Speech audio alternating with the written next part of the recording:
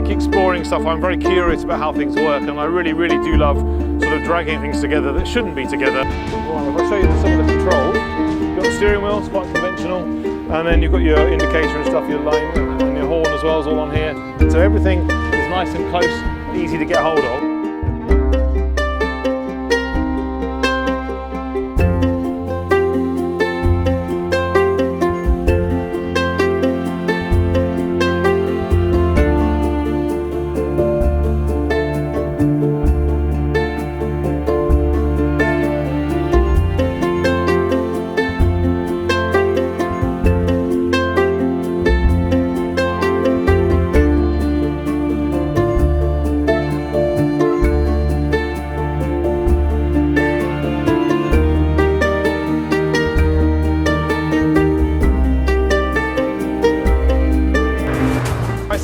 Record for fastest furniture about 20 years ago, about 1998, and that's kind of what set the whole thing in motion then, because once you've got one record, a Guinness World Record isn't enough, you need to have lots and lots, and that's where we started building crazy cars and getting crazy records.